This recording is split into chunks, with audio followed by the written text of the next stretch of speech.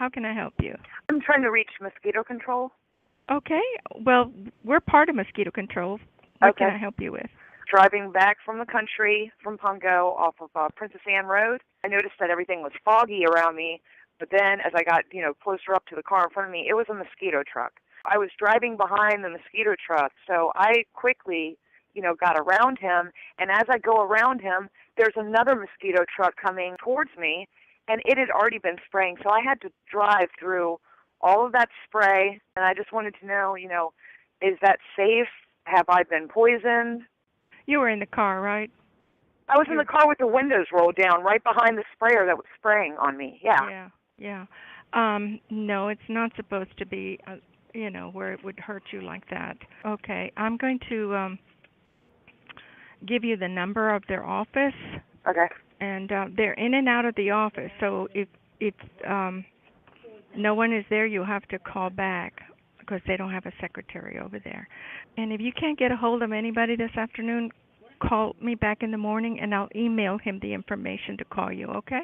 Thanks a lot. You're welcome. All right. Bye-bye. Bye. Mosquito Control. I have a question about the spraying that you did the other night. I will try to help. I think it was Saturday night, the 27th, coming back from Pungo. I was on that country road, coming back on Princess Anne Road. Everything was foggy, but I didn't realize it was because there was a mosquito truck in front of me. Gotcha. So I went as fast as I could around that mosquito truck, but as I did that, I see another truck coming towards me on Princess Anne Road, and it was spraying too, so I was trapped. I got all the poison from the one that sprayed in front of me, the poison at the other truck. I tried to hold my breath as long as I could, but... Yeah. We did have 3 drivers trying to finish all of Pungo Saturday night. What has that done to me? It has not done anything to you. If you have no big results right now, it's done nothing to you.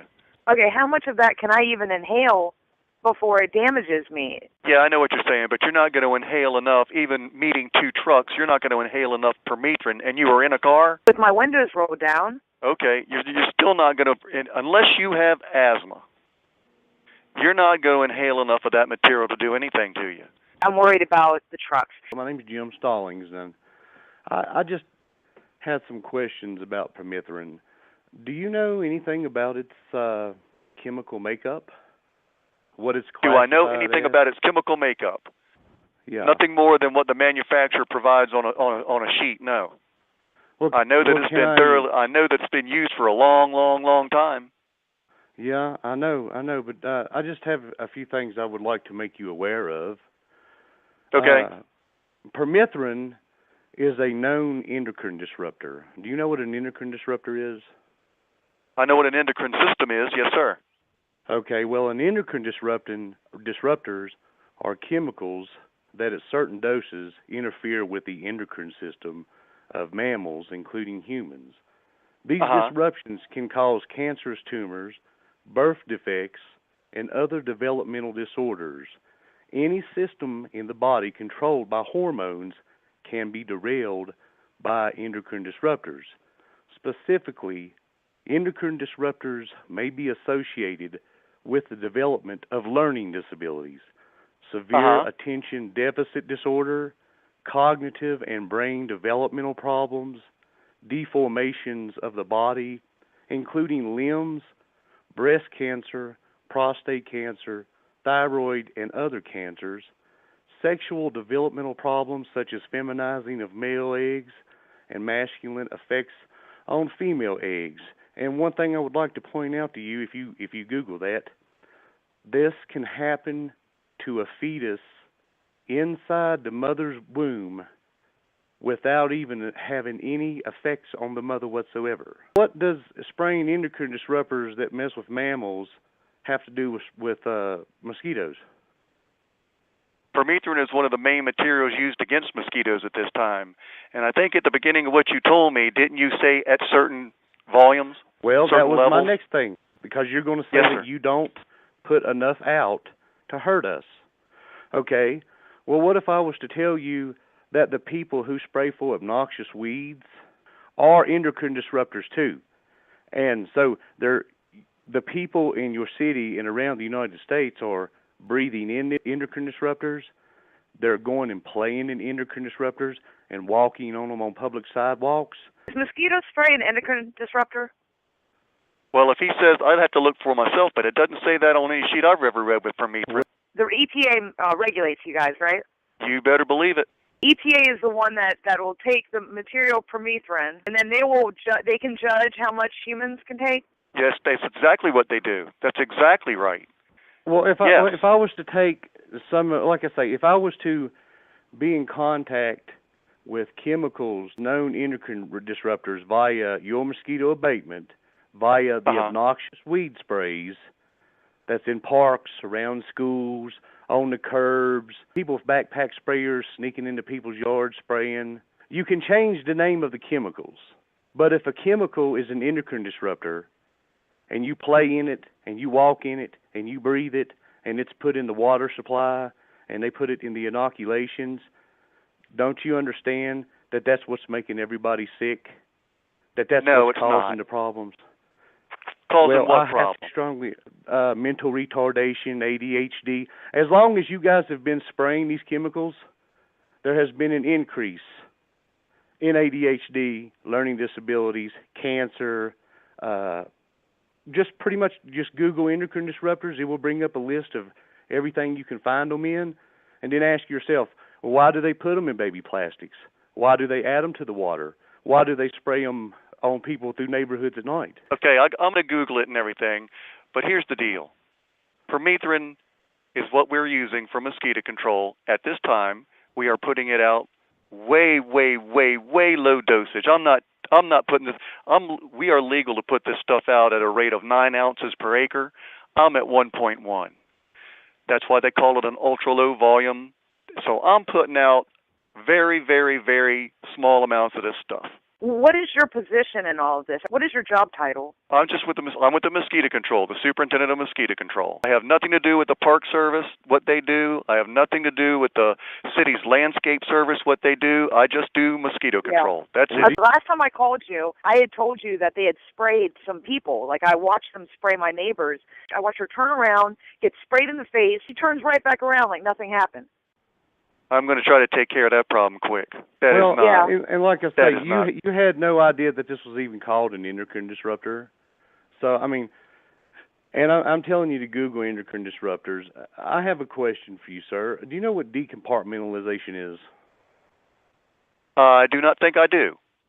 Okay, that's where, say I have a business, or, say I'm the state, and I tell a certain group of individuals that their job is to go spray for this, and then I tell a group that their job is to go spray for this, and they really don't know what they're spraying. They just got a material safety data sheet that says the name of it, but they don't know what the effects are on the human body, and they think that that's what they're doing. But in reality, they're doing something completely different. Does the mosquito spray kill the bees and other beneficial insects? It does kill bees. It slays the heck out of bees. The beekeepers are in contact with me all the time. I have red signs put up on beekeepers' houses and near their hives, and my drivers cut off the spray when they see the red sign. But the bees are still dying. That's the problem. Yeah, the bees are in neighborhoods, and if y'all are going up neighborhoods. According to Harvard studies, yes. According to Harvard studies, this is what is causing collapse disorder. That you are the one, by spraying these chemicals, are directly responsible for the death of the honeybees. Correct me if I'm wrong, but honeybee activity takes place mostly in the daytime, correct? It doesn't matter, because Harvard did studies where does it take place in the daytime, or does it not? It did take place at nighttime in Utah. It takes place at different times, at different places, all over the United States. I got a question for you. Are there any neighborhoods you do not spray? No, sir. So y'all spray everywhere? Except the military bases. Except military bases. So mosquitoes don't bite military bases? Military bases have their own people to do mosquito control. Oh, no. Oh, yes, so do you mean those fields that are right next to my house are probably being sprayed by something else? If it's next to you say you're next to the naval base, I don't know if that's being sprayed or not. You know the base housing. Yeah.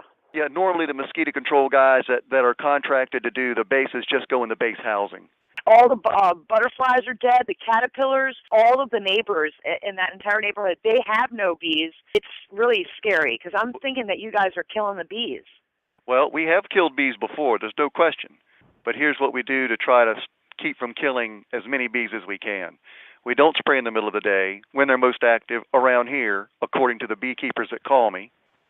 We start at 6, we end at 11.